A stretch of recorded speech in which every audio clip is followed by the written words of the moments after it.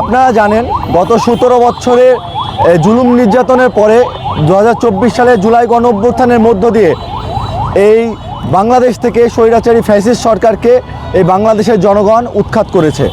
এবং আপনারা জানেন যে রাজশাহীতে আমাদের প্রিয় ভাই শহীদ আলী রায়হান ভাই এবং শহীদ সাকিব আঞ্জুম ভাইকে তারা কিভাবে শহীদ করেছে এবং হাজারো ভাইকে আহত করেছে। এবং এখন পর্যন্ত আমাদের এক ভাইয়ের মেরুদণ্ডের হাড়ের ভেতরে গুলি রয়েছে এবং ডাক্তার বলেছে যে ওই গুলি বের করলে তিনি মৃত্যুবরণ করবেন। এত দুঃশাসনের পরেও সে আওয়ামী ফ্যাসিস্ট সরকার আবারও আমাদের বাংলাদেশে প্রাসঙ্গিক হয়ে ওঠার চেষ্টা করছে। এবং আপনারা জানেন যে কিছুদিন আগে তারা রাজশাহীতে এই আওয়ামী লীগের অফিস, এই সন্ত্রাসীদের অফিস শুভ উদ্বোধন ঘোষণা করেছে। এটার জন্য আমরা উদ্বেগ প্রকাশ করছি। এবং এত জুলুম নির্যাতনের পরেও তারা যে রাজশাহীতে এই তাদের অফিস উদ্বোধনের মতন দুঃসাহস দেখেছে, এটার জন্য আমরা খুবই শঙ্কিত।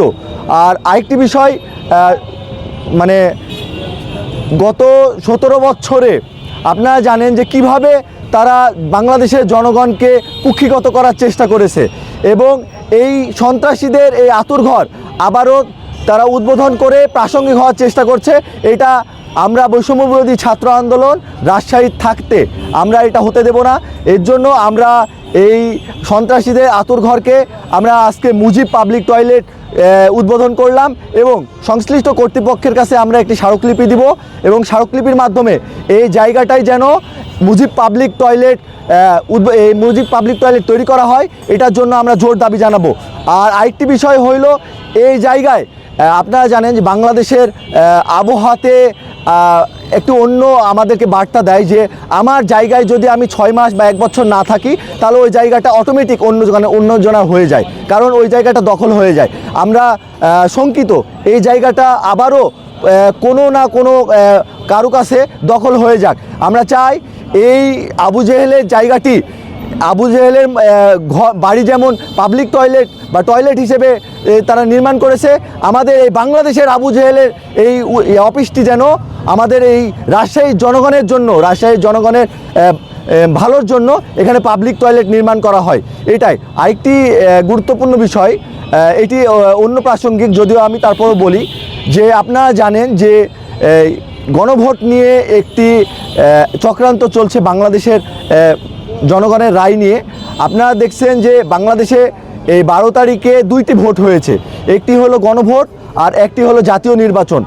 আর এই 2টি ভোটই কিন্তু বাংলাদেশের জনগণের রায়ের মাধ্যমেই বাংলাদেশে হয়েছে আর কি।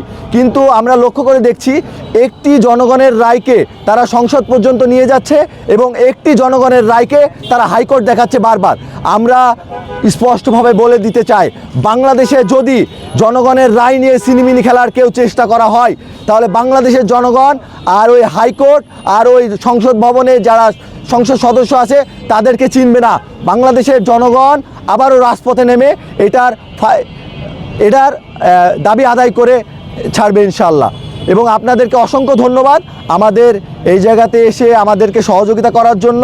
আমরা আপনাদের মাধ্যমে বর্তমান রাষ্ট্রকে, বর্তমান সরকারকে আমরা অবগত করতে চাই যে আপনারা সরকার গঠন করার প্রথম দিন থেকেই আমাদের এই জুলাইয়ের আকাঙ্ক্ষা বাস্তবায়ন এবং গণভোটের যে আকাঙ্ক্ষা, এটা নতুন বাংলাদেশ বিনির্মাণের যে স্বপ্ন, এই স্বপ্ন আপনারা মানতে নারাজ হয়েছেন। এবং আমরা আপনাদের কাছে দাবি করব যে এই বাংলাদেশে 1400 শহীদের বিনিময়ে যে নতুন বাংলাদেশ অর্জিত হয়েছে, এই নতুন বাংলাদেশে জুলাই সনদ বাস্তবায়নের আপনারা অতি শীঘ্রই উদ্যোগ নেবেন, অন্যথায় আপনাদেরকেও জনগণ অতি শীঘ্রই ছুড়ে ফেলবে ইনশাআল্লাহ। ধন্যবাদ সবাইকে।